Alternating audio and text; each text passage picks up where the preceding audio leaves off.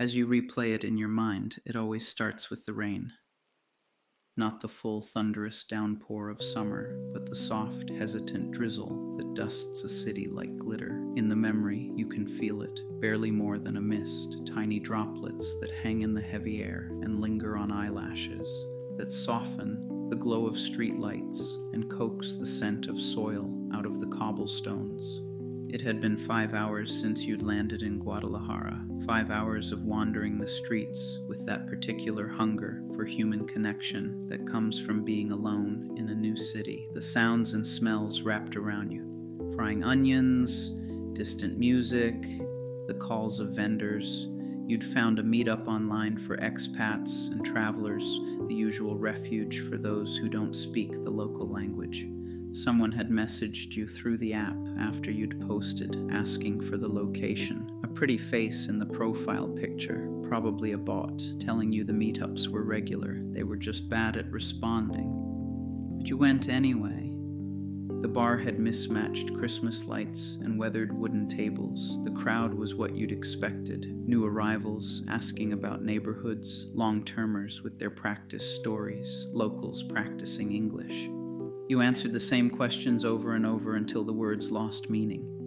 The bot messaged again, asking if people were still there. You said yes, though the crowd was thinning. When the group decided to move to another bar, something made you message her the new location. 5 minutes later, she said she'd come. By the time she arrived at the second bar, almost everyone had left. She walked in shaking rain from her hair, tall, moving with purpose, wearing simple clothes that somehow looked expensive. She found your group immediately, slipped into the circle without speaking, and stayed quiet for 15 minutes. You wondered if she'd even noticed you were the one who'd messaged her. When everyone else had gone, she came and sat directly next to you, close enough that you could smell something like cloves. She looked at you expectantly and said just one word that changed everything. So.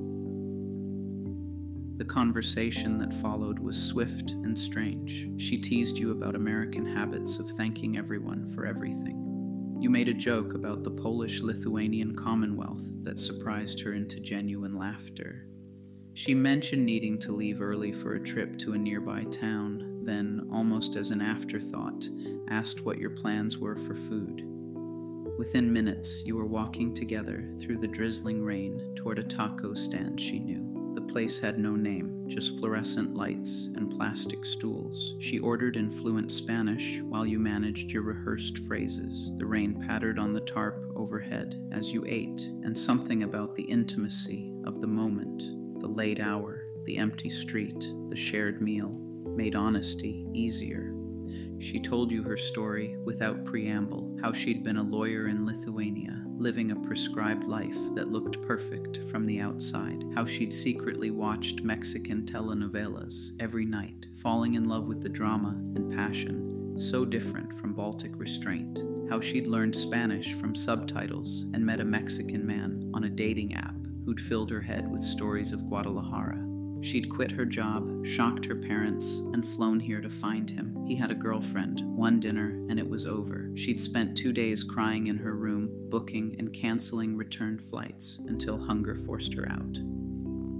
An old woman selling flowers had grabbed her hand, told her she was too pretty to be sad, and given her a marigold. Musicians had serenaded her. Teenagers had invited her to their cousin's quinceañera. Mexico, she discovered, was exactly what she dreamed of, just not in the way she'd expected. You told her your own story of escape. The relationship that had ended not with drama, but with slow suffocation. The corporate job that paid for everything except meaning. The moment you'd booked the ticket while sitting in your cubicle, fluorescent lights humming overhead, someone discussing quarterly reports in the next cube. She listened with her whole body, leaning forward, eyes never leaving yours. When you finished, she said something that would stay with you forever, that people like you both thought if you went far enough, you'd outrun yourselves, but you pack yourself in your luggage. The point was to see yourself in different light, different sun, different sky, different reflections in different windows.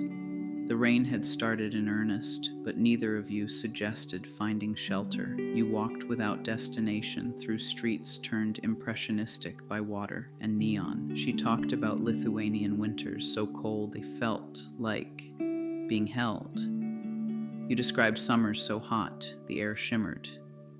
You admitted to embarrassing playlists you'd never share.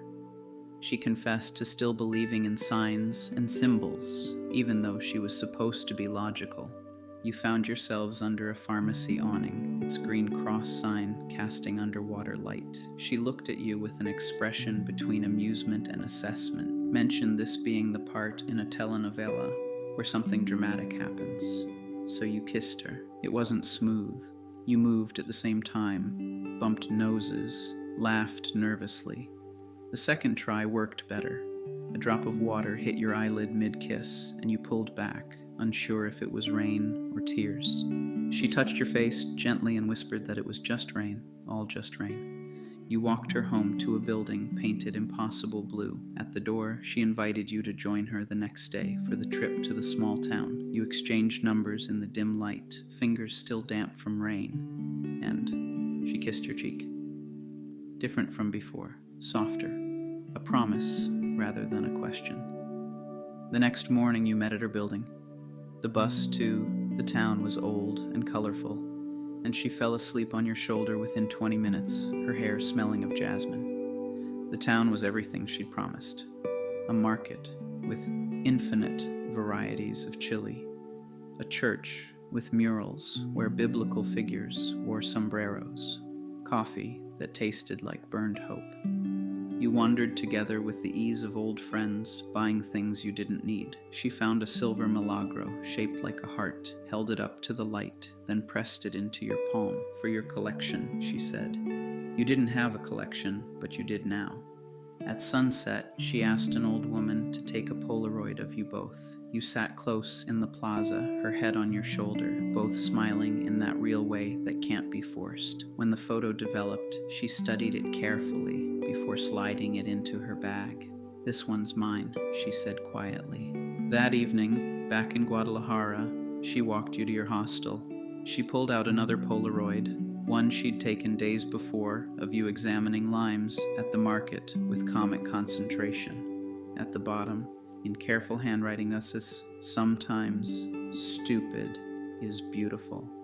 She explained it was from a telenovela about a woman leaving everything for someone she'd known 3 days. Her sister calls her stupid, and she responds with that line. You asked if the woman in the show goes with him. She said she never found out. She'd come to Mexico instead.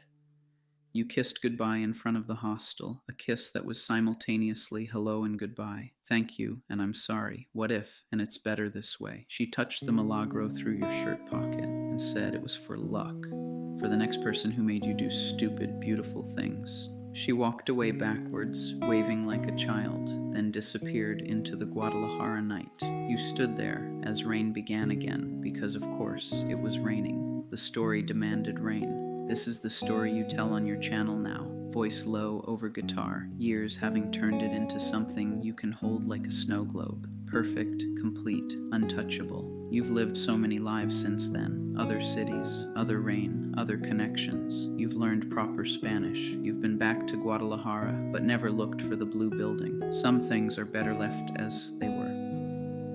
The Polaroid lives in a box now with other artifacts from other lives. Her handwriting has faded to almost nothing, but you still know what it says. The milagro has lived in every wallet you've owned since. You wonder if she tells this story, if she's back in Lithuania reading contracts, her telenovela days a secret, or maybe she stayed in Mexico, speaks perfect Spanish now, found her dramatic life. Maybe in her version, you're the one who got away. Maybe she doesn't tell it at all.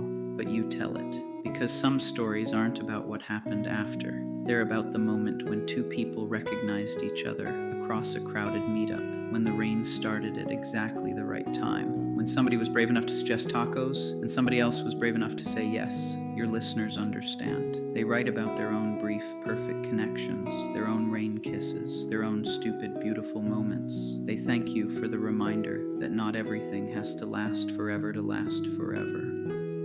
that sometimes the best gift someone can give you is a perfect goodbye. And somewhere, you like to think she sometimes remembers too. Different details, different emphasis, but the same rain, the same understanding that you gave each other exactly what you needed. Proof that connection is possible, that strangers can see us clearly, that sometimes stupid is the most beautiful thing you can be. Because in the end, that's all any of us really have. These moments that punctuate our solitude, these people who pass through our lives like weather, changing everything and nothing, leaving us exactly who we were, but somehow utterly transformed. And sometimes, if you're very lucky, it begins with rain.